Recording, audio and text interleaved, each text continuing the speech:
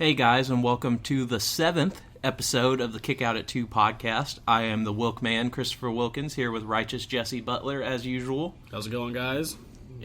And we also may have a special guest in the background that you can hear. It's a pug cast today. We've got Nelly the Pug in the background, a.k.a. Country Grammar Pug. Who doesn't love a pug, though? Yeah, dogs are awesome. We love dogs here. It's been a little while. We had the two-parter, and I went to Disney World, so we're just now back to recording. It was fun. I met Paul Rudd, tried to get him on the podcast. He blew me off. Real story, minus the podcast part. It was really, I just asked him if I could have a picture, and he basically just blew me off and was like, go fuck yourself, but in like a nicest possible way. But, so I got dissed by Ant-Man. It's okay. Could be worse. Could be worse. Life goes on. Could be Michael Cole. Yeah, it wasn't Michael Cole.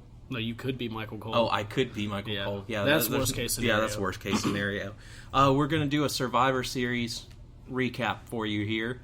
And hopefully by next week's episode, we should have another guest on here. And if things pan out correctly, Ring of Honor was in Nashville on Friday, and we got a few connections and potential possibilities of having a Ring of Honor star on here in the future. So keep a lookout for that. We're really excited about it. Jesse went to Ring of Honor, and they were all super nice to him there. You met both Briscoes. Both Briscoes just randomly walked up to me, and it was me and our official third man, What a Maneuver, and our friends from Knoxville, Jeremy and Mason. We were all standing outside just kind of talking, and Mark and Jay both walked up to us at separate times and, thanked us for coming out, which was awesome. You don't get that a lot anymore, especially, if you go to the bigger shows. You don't typically get to meet the wrestlers outside of the events. Especially people that have been champions. Right. And, Mark and Jay were both awesome. Not a terrible thing to say about those guys. I know they had heat on them for a while for some things one of them said on Twitter, but... Yeah. People say dumb stuff. Yeah, people make mistakes. They were super nice to us. Didn't have to talk to us and took the time out to just, stop by and thank us. Also met one half of the Young Bucks, so I met Young Buck, singular Buck. You met Nick? Yeah, I believe it was Nick. Met Nick, and I'm not a big fan of stopping people to talk to them anymore. When I was younger, I didn't have such an issue. But I know people have lives and people want to move on, and, these guys just work their asses off. Some of them wrestled twice in a night, which you'll see Ring of Honor did 3 television tapings. All the matches were incredible. Got to see some new talent. The Washington Bullets wrestled War Machine, and even though it was a squash, I'm sorry if I just spoiled that, War Machine is a great tag team, but you guys really need to check out the Washington Bullets. I've seen them wrestle a couple of times, and they are super entertaining, especially as a heel tag team. Those guys are great. Definitely check them out. But yeah, Ring of Honor was great. Got to hand out some flyers for the podcast. Things didn't necessarily go my way, and I was asked to stop, which is fine. I get it. But did you guys hand out Cesaro section signs at Ring of Honor too? We didn't. We should have. I thought you guys were going to do that. That would have been great. But speaking of Cesaro section signs, Cesaro's out for 4 to 6 months. Mm-hmm. It is extremely important, and I know this is off topic from Ring of Honor, but it is extremely important for you guys to keep getting those signs from What a Maneuver at whatamaneuver.net. And if you're going to Raw or SmackDown or really any wrestling event, we promote doing it anywhere because it's going to get on a camera somewhere. Take your Cesaro section signs. Because as much as people on the internet love to bitch and say that your voice isn't heard, it is. Mm-hmm. Especially when a guy is not there for 4 to 6 months and WWE still sees those signs. That does something. Yeah. So take those signs, get them on camera as much as you can. Make your own Cesaro section signs. Make them big. And just get a group of friends and take those Cesaro section signs and really let them know that we miss Cesaro and we want him back on top. Yeah. Or on top. There's no reason he shouldn't be further up the card. Yeah. He's just fantastic. And they have some sort of faith in him. I don't think he's going to go the route of Wade Barrett. No. Poor Wade Barrett. In how which Raw I was afraid they weren't going to showcase him in any sort of way. I'm glad they put him at the end of that match working with Sheamus. Yeah. We've got a lot to talk about in terms of how we feel about things. But yeah, so you went to the Ring of Honor taping. You also went to Raw last night. I tapped on funds because of Christmas and the fact that I just went to Disney World, so I wasn't able to go to anything. I do want to give a quick shout out. I'm not sure if he listens, but a friend of mine that I don't really get to see or talk to anymore, I went to high school with him, Chase Walker, actually hooked me and our friend at What a Maneuver up with tickets to Raw. We had a blast. We sat next to a great kid who loved chanting, and we would chant with him. And then we would get like dual chants going with him, and he'd be like, "Oh man, you guys suck. You guys like them, man. We ain't cool." So that was cool. We had a lot of fun. Anybody that wants to hate on Raw is dumb because Raw was a lot of fun. Maybe it was just more fun being there. Yeah, sometimes it doesn't translate on television. New Day's segment was incredible. Yeah, as always. But yeah, it's always fun to go to any of the live events, televised or otherwise. Live wrestling is always fun. Independent wrestling is fun. All of it. And you should definitely, if you're a fan, if you've never been, go to a wrestling show. The first time I ever went to wrestling was the Monday after September 11th happened.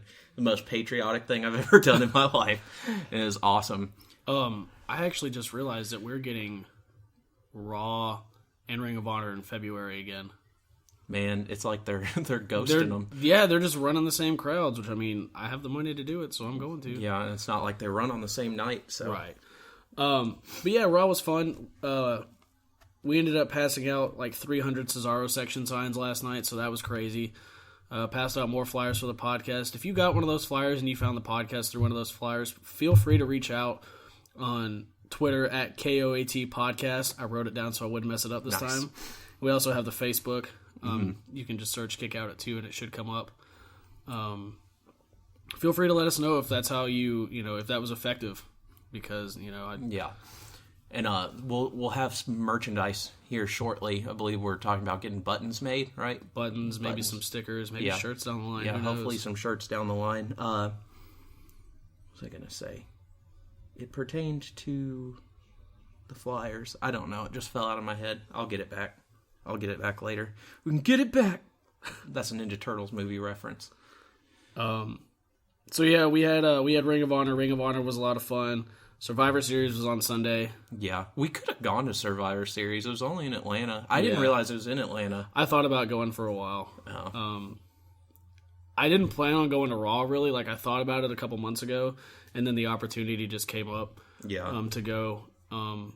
And that's honestly the first Raw that I've watched in months. And I had a blast. Yeah, because you don't have cable, so it's all. I live in a cave. You get to watch the pay-per-views on the network. I've been going to more like live wrestling though, more live and independent wrestling, which has been awesome. That's I feel like this podcast has really gotten me back in touch with wrestling in more aspects than I've ever been involved with, which is great.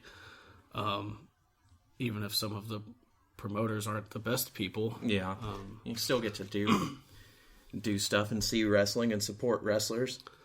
So yeah, we had Survivor Series on Sunday. We had, do you just want to jump right in? Or? Well, before we do, I want to go ahead and plug some stuff and talk about a couple other things. Guy in the Bullet Club hoodie at Disney's Hollywood Studios that I approached. If you're listening, thanks for bothering to listen. If you're not, I'm sure I'm not really surprised, because I would have felt weird about a guy asking me to check out his podcast because of my hoodie. Actually, I remembered that story you told me about the guy in the Bullet Club hoodie, and I saw a guy in a Bullet Club shirt last night, gave him a flyer, and was like, "Hey, you like Bullet Club? You should listen to this." Yeah. And he just kind of looked at me like I was dumb. Yeah, well, that's usually how it goes. I mean, I assume everybody in a Bullet Club hoodie is just going to stink eye you anyways, but I went for it, which is big for me because I'm not usually good at walking up and talking to people. I also saw a guy, which is going to lead me into something else, in the McFoley Pro Wrestling Crate t-shirt. Yeah. I didn't get to go talk to him, though. I lost sight of him, which I got the Pro Wrestling Crate this month. It's fantastic. That's the, which one is that? Top Rope Tuesday? I believe it's Top Rope Tuesday, the one where they'll have different wrestlers month to month do the pick out what's in the box. This month was Mick Foley. Let me tell you, if you're a fan of wrestling and you're a fan of subscription boxes and you love people like Mick Foley, this is the thing for you. I got a Cactus Jack t-shirt. I got a Mick Foley Ramones ripoff shirt. I got a Mr. Sacco koozie, a Cheap Pop bottle opener. I got 20% off of Rasselroos, the wrestling underwear. I think those are so cool. Yeah, it's hilarious. It's awesome. Also got a poster that was like that Hope Obama poster, but it's Sacco and it says Claw. Incredible. And it's just great. It's just awesome stuff. And then I got a Dude Love coaster, and for the next 4 months, they're doing collector Mick Foley coasters, different one each month, so you don't know which one's coming next, which I thought was awesome. And I believe you said the Blue Meanie is doing next month. Yeah, that's what I read, and I think I'm going to jump in on that because hopefully, I mean, you got 2 shirts in the Mick Foley one. Yeah, that's crazy. They may do that again, but if not, it's still I just want a still Blue worth World Order it. shirt. Yeah, it's really awesome, and I would suggest if you go for any of the crates, this one's probably the most well put together one. It resembled Loot Crate to a T, and if anyone's done Loot Crate, that was really fun. I did that for a while, and I guess it would be production is the best on it. So yeah, just check out Pro Wrestling Crate. It's awesome. I highly recommend it. Let's see. As always, we want to plug What a Maneuver. Always the best dude. He's basically the unofficial third man of the Kick Out at 2 podcast now. I've recently come to find out that I'm pretty sure him and I are the same person. We both only own Nintendo 64s for wrestling games. That's the only game console that we have. Gosh. Yeah. So let me know when that Nintendo 64 Live hits, and I'll be playing all you guys on the internet. God. You guys need to upgrade because the new game looks sick, and Nolan has it on the 360, and it looks so fun. I don't know, man. There's a whole Steve Austin mode on it where you play through his career. I know. You get to fight Mikey Whipwreck. Mikey Whipwreck is in the game. That's cool. Yeah. Also, Big Bootleg Drop. We're going to plug them. Those guys just dropped a bunch of new shirts, and yes. They are incredible. Please check them out. Let's see. Also, for anybody out there that listens to music or, plays music, I guess more so play music, because if you just listen and decide to buy this, you might not have much use for it. Yeah, but we've got a friend who makes, and there's Country Grammar Pug, got a friend who makes pedals, Iron S USA. It's a beautiful looking pedal. I don't play guitar, so I have no need for one, and I still want it. It's called the Woodsman. And just check him out, because he's been a good friend of mine for a while. Yeah, he's a great dude. Yeah, we've played music and stuff, gone to shows together, and, he's a good dude, and he'll support the podcast. And so, we thought it would be nice to support him. If you want to look it up, just go to ironsusa.storeenvy.com. And I believe the Instagram is IronSUSA, RONESS USA. And just look at it, because it's awesome looking. And if you know anybody that plays guitar and you want to, put them onto it, feel free. And this isn't just us, helping our friends out. He's really put in a lot of work to this. Yeah, this is like how the podcast is our passion project. This has been something that he's been passionate about for quite some time, and we like to help people get stuff off the ground that's what we're doing. Anyway, yeah. So we're nerdy about wrestling. We love people that are nerdy about anything, whatever it is. Mm-hmm. So passion is passion. Let's see. Other than that, before we get into the Survivor Series recap, a lot has gone on in wrestling, including today. A report coming out that Sami Callihan, Solomon Crow in NXT asked for his release. I don't blame him, but I'm really sad about it. But at least I'll get to catch him wrestling on stuff. Maybe he'll go to Ring of Honor, and we'll catch him in February when he comes through here. That would be fun. Maybe he goes back to CZW. Maybe he goes to Japan. Who knows? There's always PWG, too. PWG, as well as Lucha Underground. Yep. They have room for more talent. They have money in their pocket for more talent now that Del Rio's not there. Yeah. So there's a lot that they can do. And as a big fan of Sami Callihan, it's bittersweet, but we wish him the best here at the podcast, and we can't wait to see him wrestle wherever he's going. Let's see what there was. Cesaro's out, as we touched on earlier, which is just depressing. Keep those Cesaro section signs going strong.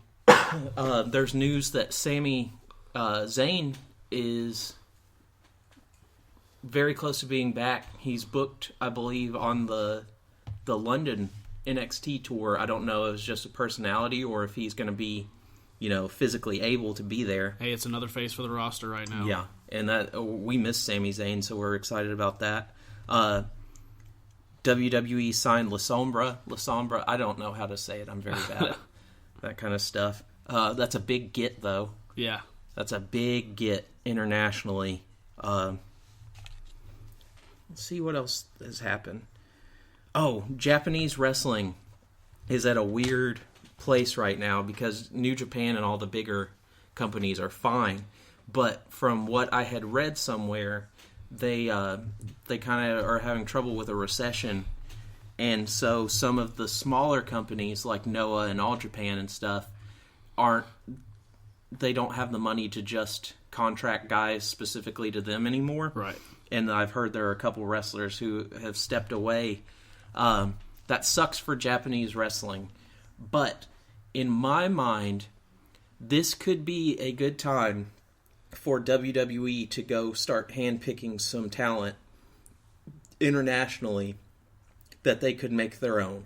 Somebody who hasn't quite made his name yet there, but is really big, and bring them to NXT and WWE and push them to the moon, because unfortunately WWE has mishandled Japanese wrestlers time and time again, which with the only real true Japanese star that I can think of that I mean in terms of like the last 20 years or so, who is Tajiri? Tajiri's the only one who really ever went anywhere. Tajiri probably got the best run out of anybody that I can think of. Him and Funaki had longevity because I believe Funaki's still working with the company, but he wasn't a big player, no. But Tajiri, he was. Although Kaientai was awesome. Yeah, I loved Kaientai Kaientai as a kid. There have been fantastic Japanese wrestlers who just didn't go anywhere, but Tajiri seemed to be the one that got the most TV time and he just play, and he's a fantastic wrestler anyways, the Japanese buzzsaw. Now is the time. They've got Hideo Itami when he comes back.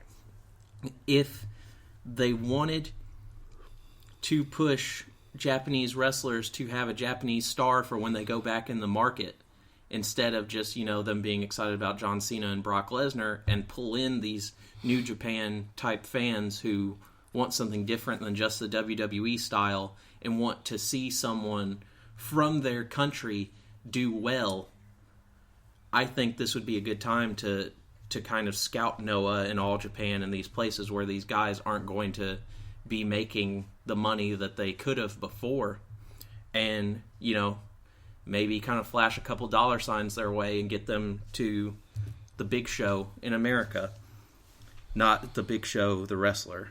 Oof. Let's see. One of the last remaining fragments of the Attitude Era. The Big Show. Mm-hmm. Disappointment. Yeah. It just seems like he's bored. Yeah. Kind of like John Cena. Because I don't dislike the Big Show. He seems like the nicest guy. Seems like he's a lot of fun to be around. I feel like he'd be like a great commentator or... Yeah, if they could find something else for him to do, that would be fantastic. I was thinking while watching Survivor Series, which we're about to get more into, when we're watching Kane, just how much I love watching Kane wrestle. Kane's still great. He's still really good. He threw that one seated drop kick. Yeah. It looked so good. And then I was thinking about when was Kane's best time period. Favorite Kane was 2001 Kane with the mesh tank top, because I'm pretty sure I saw him do a Hurricane Rana on the Big Show. I wouldn't be surprised. I feel like I saw that happen, but that was best Kane when he was running with Undertaker. Also, I don't know if I'm in the minority, but I like badass Undertaker better than dead Undertaker nowadays. I liked biker Undertaker. I don't know what it was. I liked the promos were better, in the matches, It's he my just was yard. able to be really angry and fight, and it seemed like it was more of him. It's like, I thought that transition to that character, especially when he was like the big, heel, like hitting people's throats with the chairs and stuff like that, Yeah. and when he went into his fights with Brock Lesnar and everything, when he wasn't just the Dead Man, he was like Dead Man Inc., which is hilarious to me. And oh my God, they could have capitalized on the Sons of Anarchy stuff so bad with that, with the Undertaker like that, instead of going to traditional Undertaker. I love badass Undertaker, and I kind of miss that sometimes. I think that would suit him a little better now than the Dead Man. If he was an old... Although he kind of does look dead. He does look dead, but if he was the old, just, I don't know, biker type character just at the end of his rope just fighting, that would be a lot of fun. I've got some things to say about that match he had with the Wyatts. You're not necessarily in the minority about what you're going to say, because What a Maneuver shared your sentiments. My on sentiments that. too. Yeah. Okay, good. I don't guess that I can think of that there's any more wrestling news that I don't have anything else in the notes other than Tried and True Wrestling December 19th in Clarksville, Tennessee. We'll be there. Jeremiah Plunkett will be there. Yep. Crimson from TNA, as well as Crazy Steve and a couple different guys from there. Yeah, you'll have Jeremiah Plunkett versus Crazy Steve and Sergeant Chris Melendez versus Samuel Shaw. Those are the two matches announced right now. Yeah, so far, but there's quite a few talent there. Yeah, they've got, so far announced to appear has been Crimson, Chase Stevens, Madison Rain, Bram, and Josephus Brody. Most of those have been on TNA in the past. I think Josephus Brody actually recently did something for Global Force. Yeah. So if you're in the Clarksville, Middle Tennessee area, Kentucky, make sure you come out to that. Those guys had have had great turnouts. $15 pre-sale or at the door, right? $10 with a military ID if you have it. I think general admission was $15 and VIP ringside was $25. $25 where you get which signed, really signed pictures. No, not a bad deal at all. So if you really like TNA wrestlers and you want to sit ringside, $25 is really not that bad to go sit there. 15 general admission, and once again 10 with a military ID. And I saw in there. If you want to check those guys out, they have a website, triedandtruepro.com, and they have a Twitter @tried the letter N True Pro. So @triedandtruepro. Be sure to check those guys out. Actually, really excited to go to that show. I think it's going to be a lot of fun. Yeah.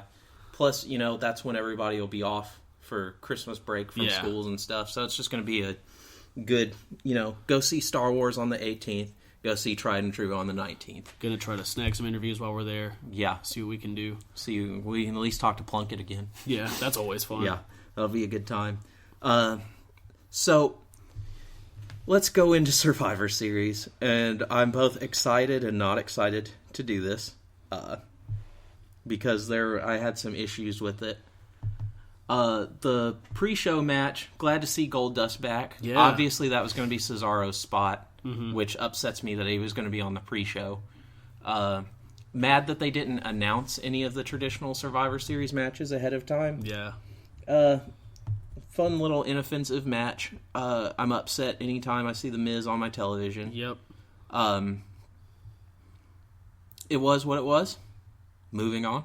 Yeah, it was pre-show. Yeah, we got Goldust match, out of it. Yeah, Goldust is back, and Which he led looks to great. Raw. And and you know what? I will say, I did not care for the Ascension in NXT. Yep. They're growing on me. The now. Ascension and Stardust is a great pairing. Yeah. Or I guess trio. And then watching them on other stuff, like behind the scenes, like... one of them has a Danzig tattoo. I can't remember does which he one. really? Yeah. I didn't even see that.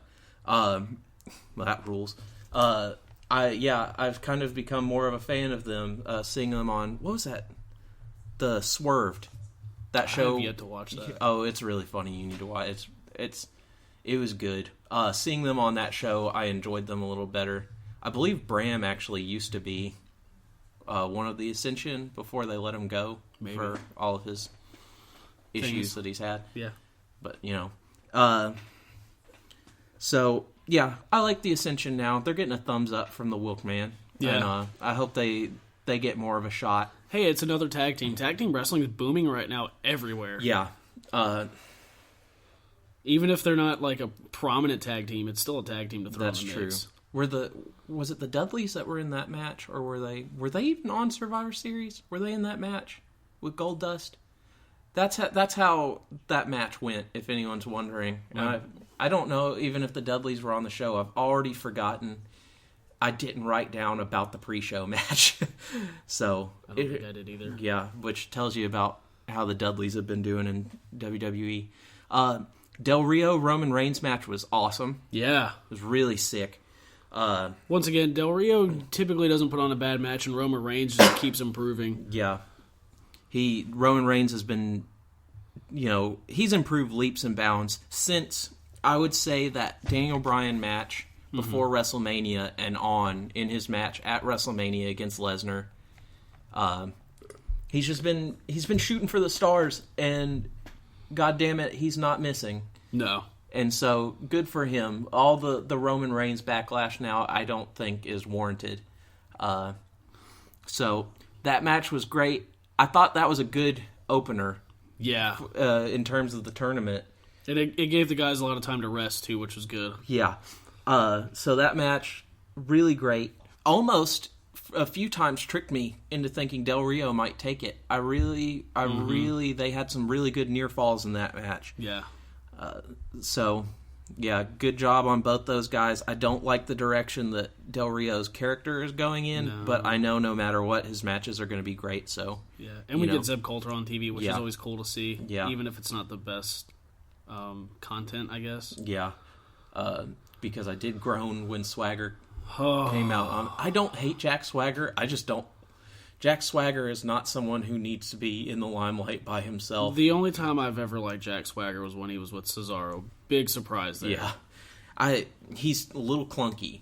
He's lanky and clunky in the ring, and his ankle lock is nowhere near Angles, and I think he should have just always stuck with that gut wrench powerbomb as his finish. Gut wrench powerbombs are tight. Yeah, it looks awesome. Gut wrench moves in general are awesome. I always love those. So the second match, Ambrose and Owens, great match. Another great match. I thought maybe they could push it a little bit more into the center of the show. Yeah. It's good that they didn't, though, so Ambrose had time to rest. Yeah, they had time to rest. I still think they could have stretched it out a little bit, maybe put the tag match, then that match. Yeah. Really enjoyed it. I really hope that they now go with the Ambrose-Owens feud full-fledged, because just the thought Chase of that Intercontinental title. Yeah, the thought of those matches and the series of matches that they could have just are fantastic. I also wish that they could do a Del Rio versus Owens title for title feud, because just thinking about the things that those two guys could come up with, and with TLC coming around the corner, I don't want to be an Attitude Era harper, but imagine if you had guys like Owens and Ambrose back when the hardcore title was around. Yeah. Those would be exciting matches. Yeah, or just those talent, there's so many people that they could have put them in ring with. Just imagine an Eddie Guerrero versus Owens or Del Rio match at that time period, or Lord Voldemort, a.k.a. Chris Benoit, versus any of those guys before he lost it. Or, we still get to see Jericho, but we don't get to see, late 90s, early 2000s Jericho versus I guess them. Or even Malenko. Oh, man, I wish Malenko was still wrestling. And I guess I'm definitely in the minority in this opinion. I'm over Jericho.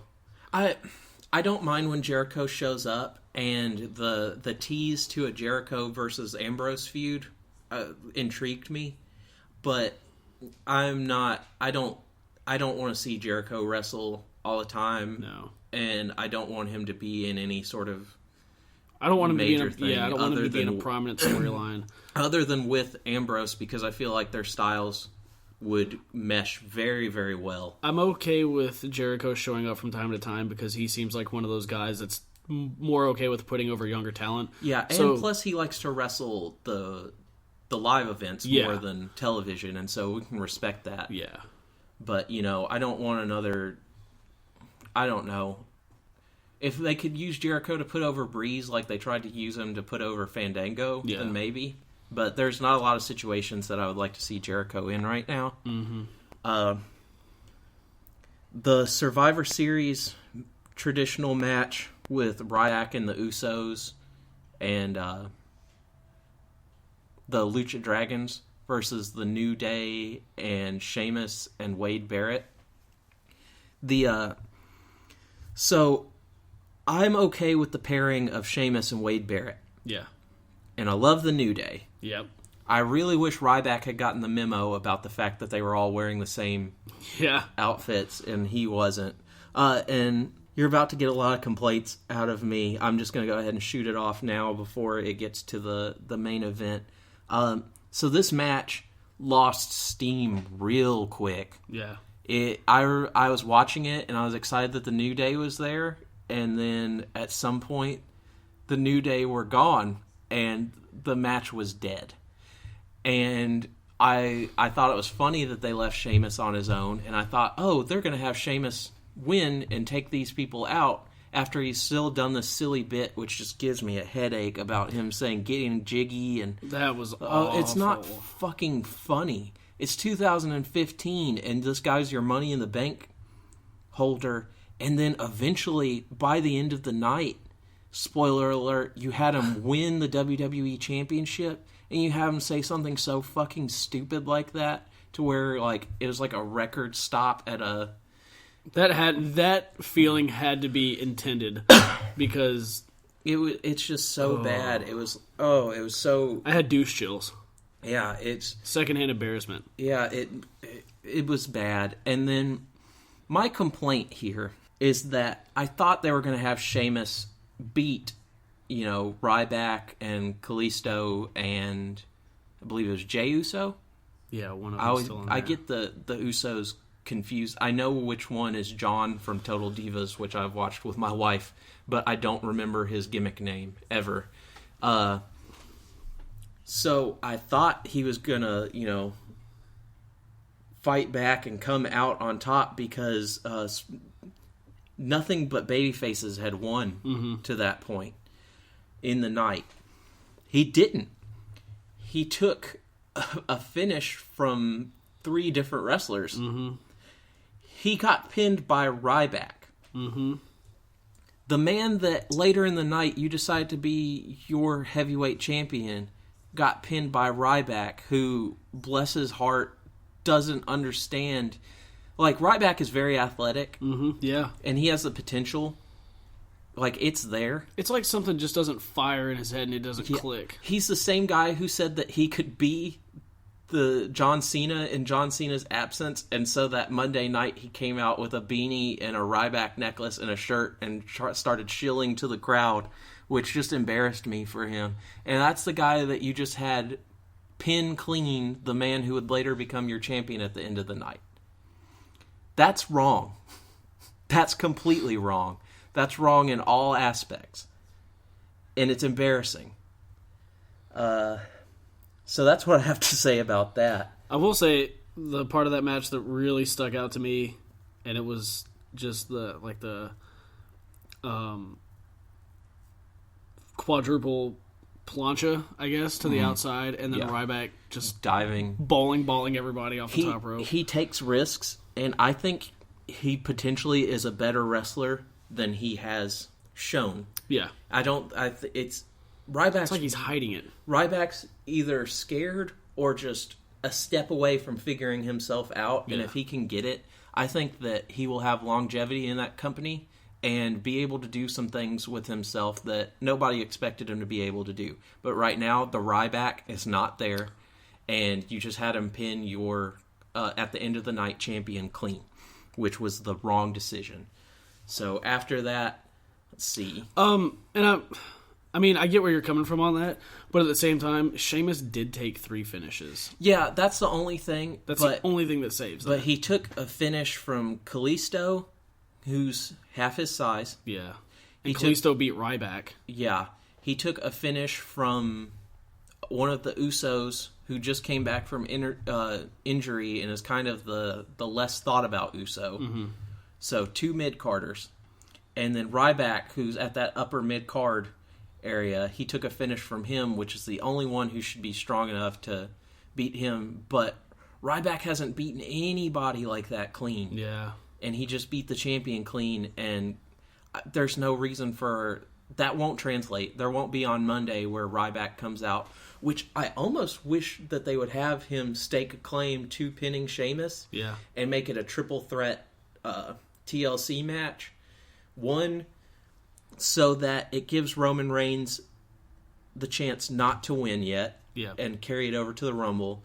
Two, so that there are going to be better spots in that match, because a one-on-one you can just do more with TLC, 3 people. People can take breaks, and so there's time to rest between the spots. Mm-hmm. So and it just gives you that wild card feel. Yeah, I know they won't go with it, but if they were, then that was the only... I'm really just grasping at straws trying to come up with a good reason as to why Ryback pinned Sheamus, and then Sheamus won the championship later that night. The women's match,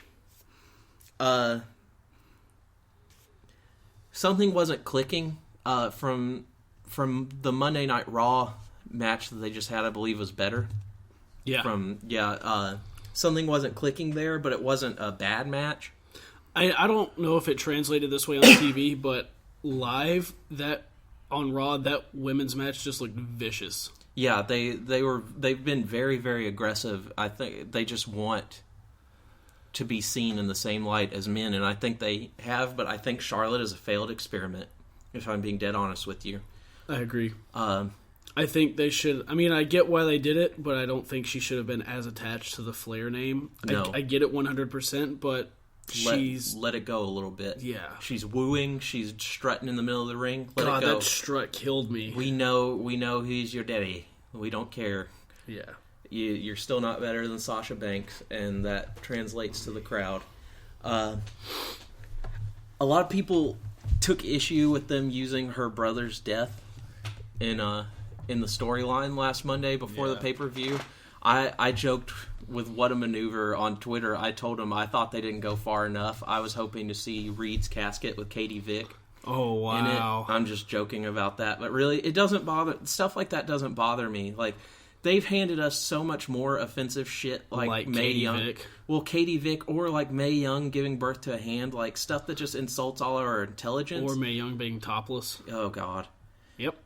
Royal Rumble 2000, which is actually one of my favorite pay-per-views because of the Cactus Jack Triple H match. Is that also the Rumble where Taka Michinoku broke his face, or is that 99? That might have been 99. This was the one where like The Rock and Big Show like went out at the same time or something like that. There was a pretty like good table match between the Dudleys and the Hardys, I remember, where basically everyone went through the tables every 2 seconds, but because they weren't putting someone through the table, the match continued. Yeah, I remember that. That was a really fun match. But yeah, what were we just talking about? Oh, just the offensive storylines and stuff like that. Excuse me.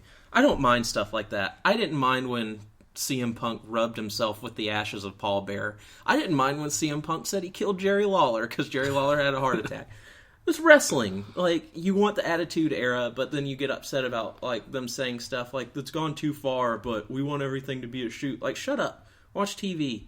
You watch TV shows where they say stuff like that all the time. Yeah. Charlotte could have said no. Maybe she was a little bit worried because she doesn't feel like she has enough clout to do so, but she's Ric Flair's daughter, so she absolutely has enough clout to do so. Like, she has... I don't know if this is legit or not, but I read where they didn't consult Ric Flair about that. Which I could see that being an issue, but, I mean, if you want shock value, there's only one way to get shock value, and that's, go for the throat. Yeah, that's true. The problem with me was they had no lead up to that point to have done that. Yeah. And then it led to an okay match. It wasn't a great match. And like I had said... Excuse me, I got something caught in my throat, and I had already drank my Surge Icy from Burger King, which is awesome. It was back, and we've been pounding over a year. A little plug for Burger King, soon to be our sponsor, and Surge. And I don't know if it's been this way consistently since I don't get to watch Raw very often.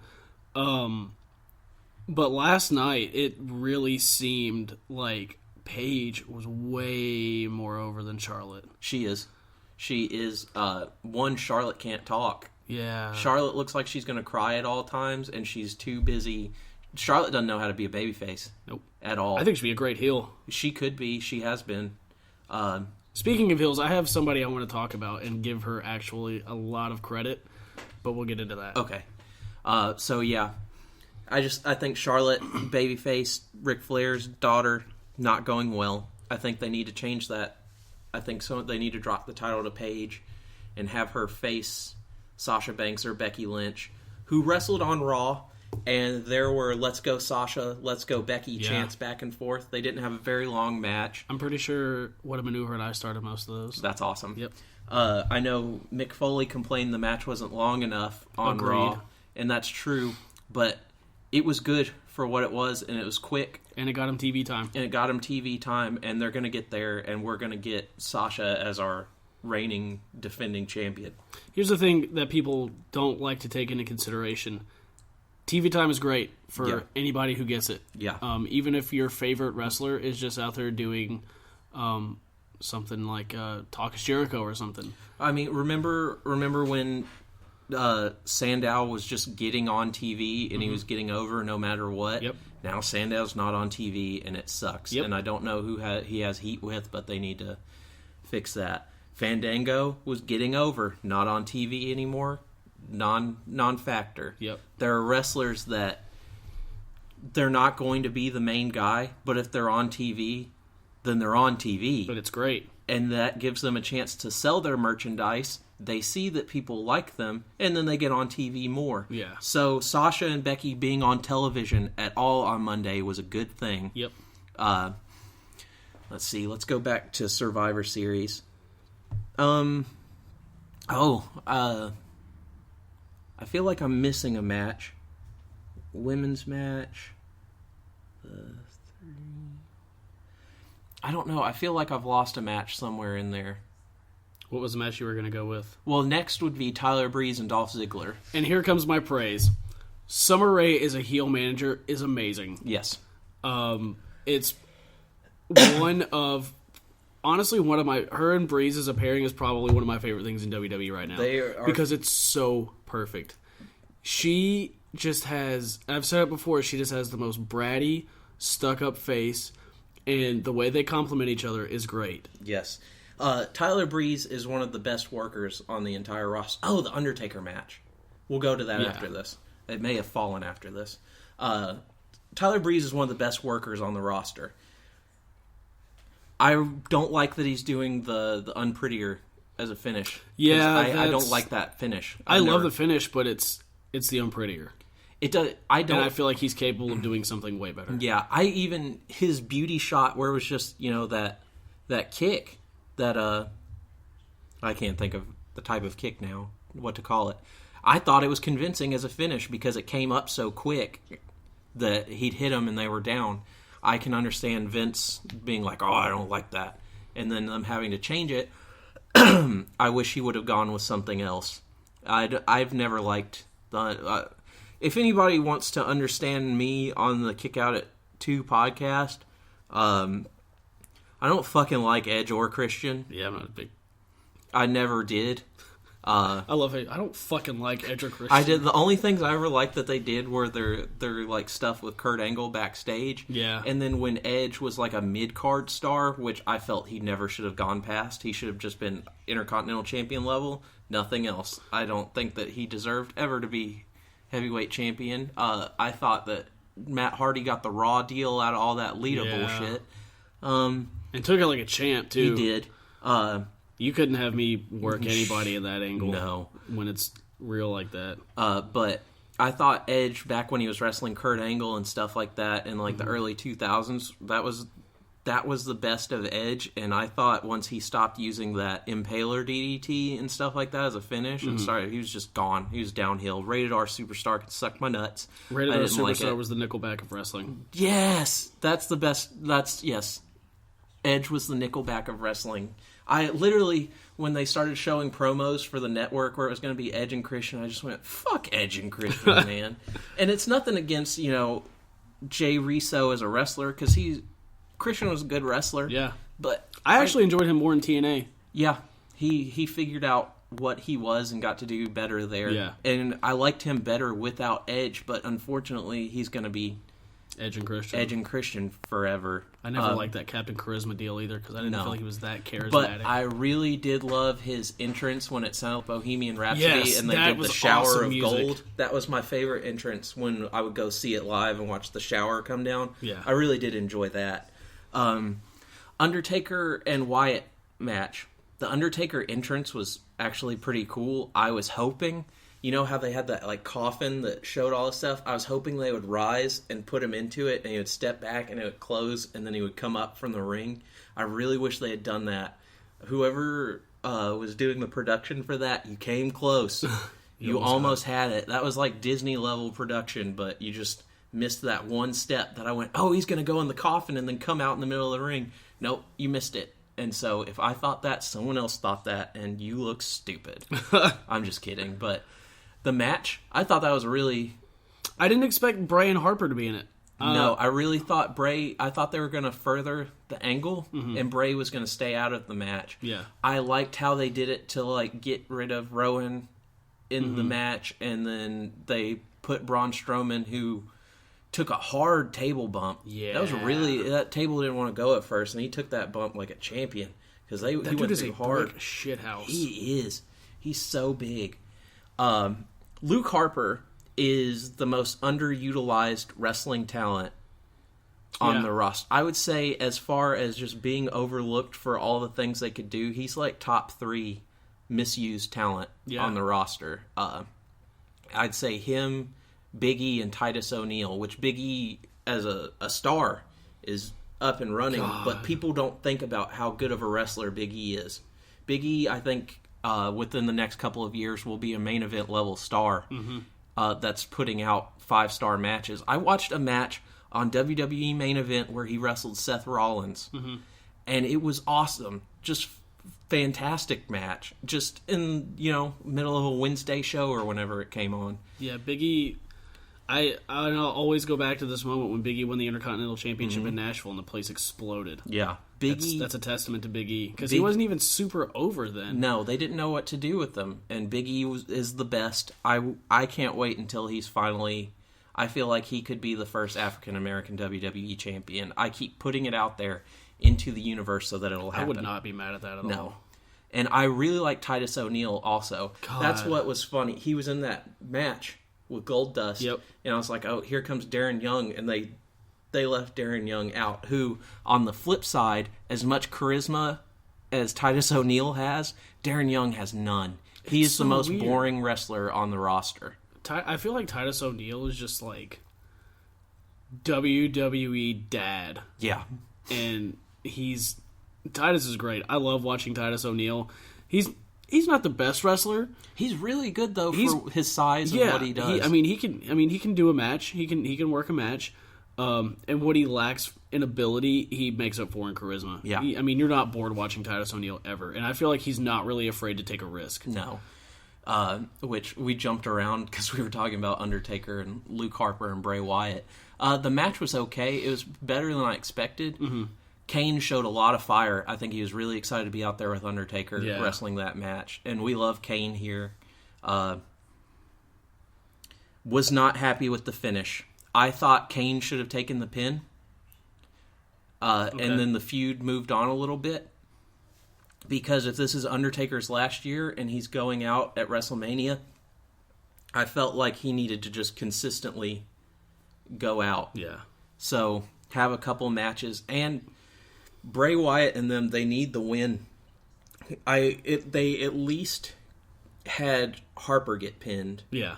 But still, it wasn't okay. Going into it, though, I'm pretty sure probably at least 75% of the WWE universe knew the outcome of that match. And that's why they always talk about sometimes things need to be surprises and stuff like that. That's why Wyatt needed to win that match. It would have been huge for Wyatt, but yeah, trust me, I wouldn't have been mad to see the Wyatts win that match at all. I love the Wyatts. I'm a huge fan of the Wyatts.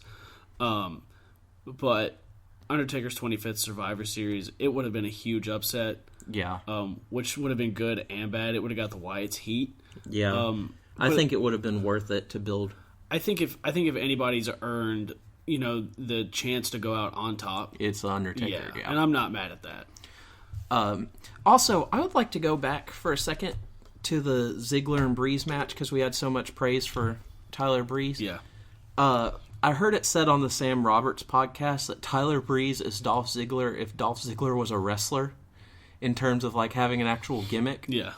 And I'd never heard anything truer in my entire life. Yeah. I don't know what the hell Dolph Ziggler is thinking. I almost wish he had not re-signed with WWE when he did. One, that match wasn't as good as it should have been because Dolph Ziggler is on another level in terms of being a competitor. Yeah. And just the whole Motley Crue thing is killing me because it's 2015, man. Like, we get it. You like that? But, like... I want to see somebody get hit with a selfie stick. Me too. Well, he did hit I want to see him swing the shit out of it. Yeah, I want to see him swing it. He did hit him. He did the throat gimmick into the corner, but I wish... Yeah, I would like to see him just peg some, like, throw up the hands and have him catch him with it as ways to win the matches when the ref's not looking.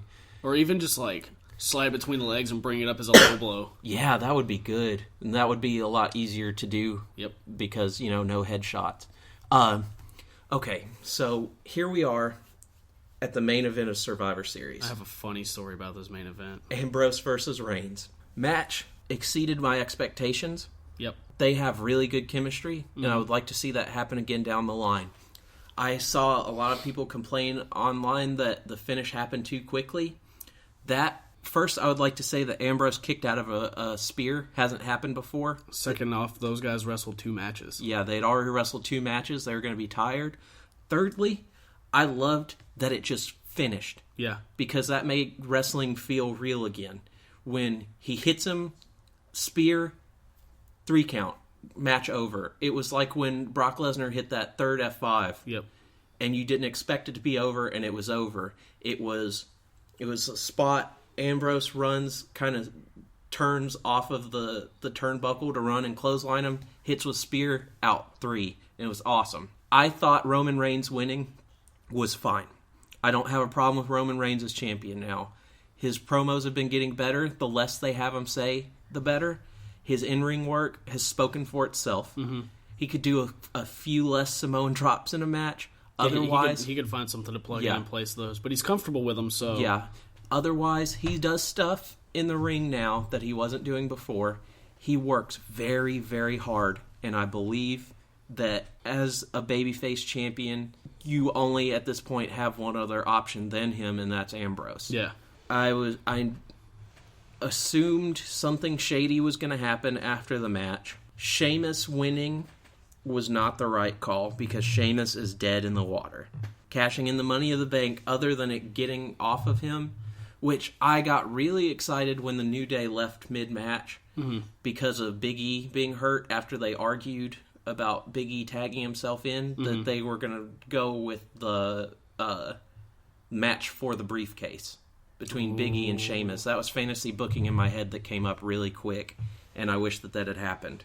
Obviously, it didn't.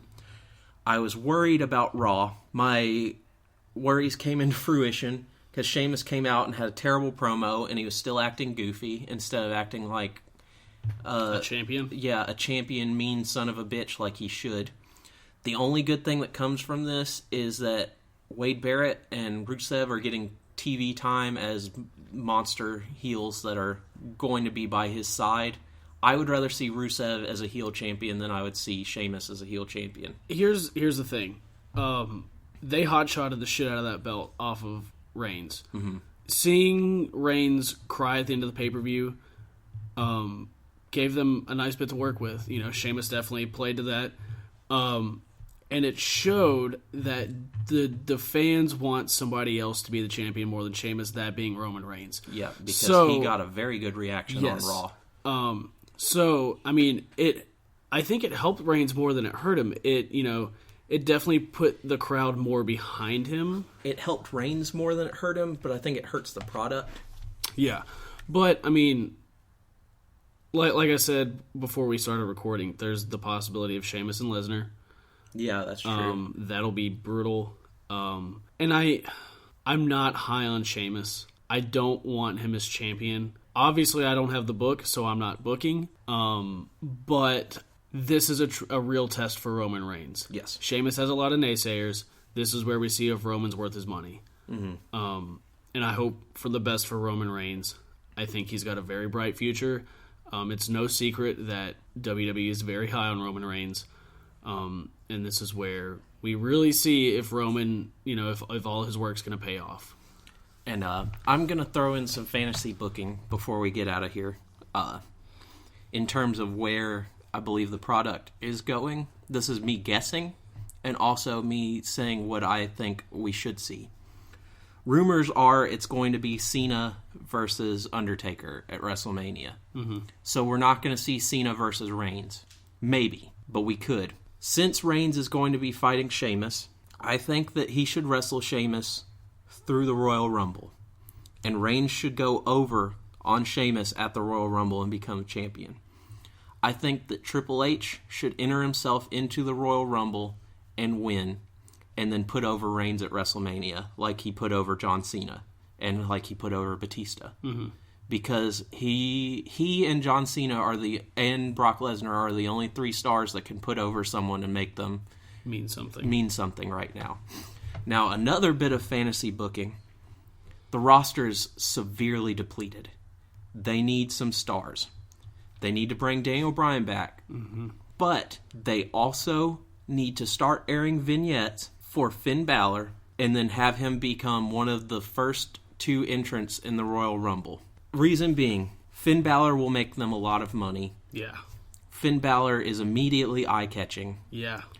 If you do it right and you have him talk about himself without the paint, talk about the demon is coming, Royal Rumble starts, you get an entrant, whoever it is, The Miz, whoever, I don't care, just somebody who's a little bit bigger name-wise, because The Miz, unfortunately, his name is out there, people know who he is. Then hit the Finn Balor music, have him come out in the paint, have him wrestle for most of the pay-per-view, go as far as he can, and then, have him get embroiled in some sort of feud with another closer to top star there. I also think if they're ever going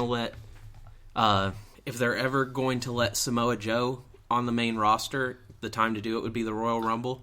Not to cut you off, but on Monday night when we were sitting there, James Storm teased being on Raw. Did he really? I waited for it the entire night, and we were just like fantasy booking, waiting for it. I literally said if James Storm showed up on Raw, I would shit myself. It would have been an amazing surprise. Him and Heath Slater would have been a great segment. That's true. That would have been awesome. That's where we were really waiting. And he's another one. I mean, he's established from TNA. I think they'll probably do it, and I honestly think it's time, even though we're not like the biggest fans of the guy. I think they need to pull out Corbin and put him in the Rumble. I know you don't really like him. I think Baron Corbin needs to make it up to the main roster now. Yeah. I think it's the time. Put him in the Rumble. He's big. He's unlikable, so he's heel worthy, and I think it's the time. So I have a bit of fantasy booking for you as well. Okay. I don't remember if you and I talked about this. We may have. I talked about it with somebody.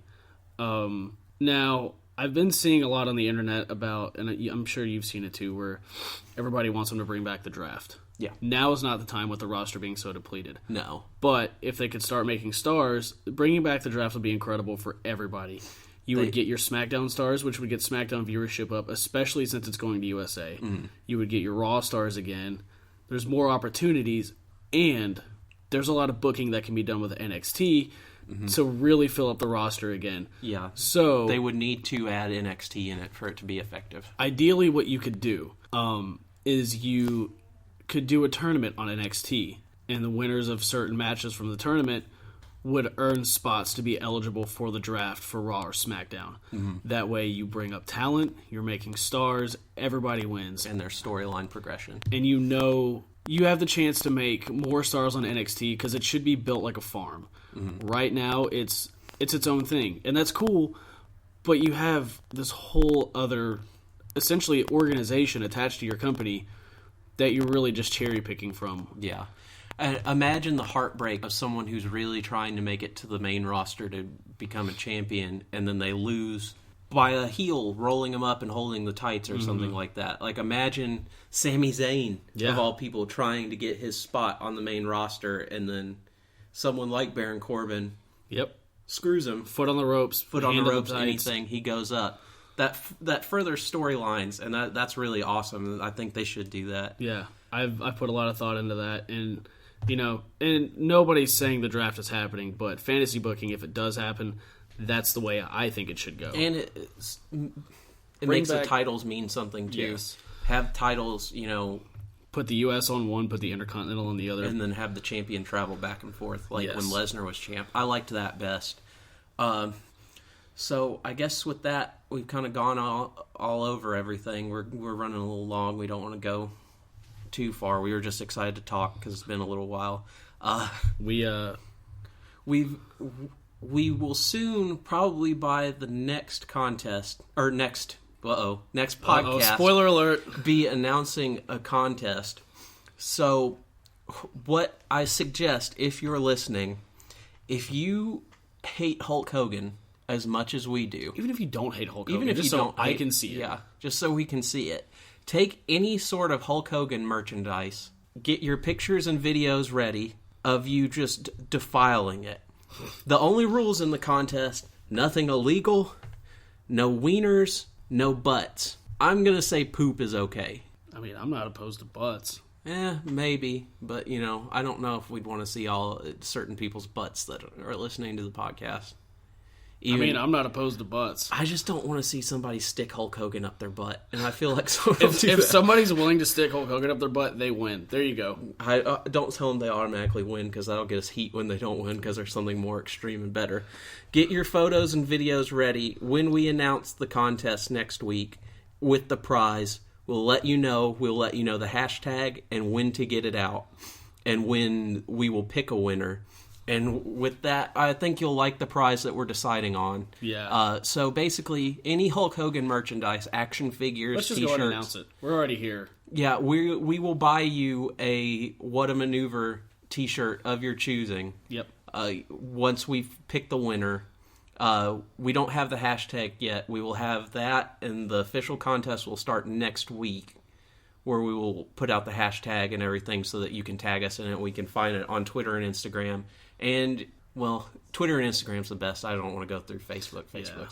And also, we will be setting up a YouTube page where you can listen to the podcast, and we will also have special little things there from time to time, news bulletins, interesting stuff we're doing, maybe us outside of wrestling shows talking about it real quick. Maybe even reviews of the subscription boxes we're doing. Yeah, we can do subscription boxes and action figure reviews.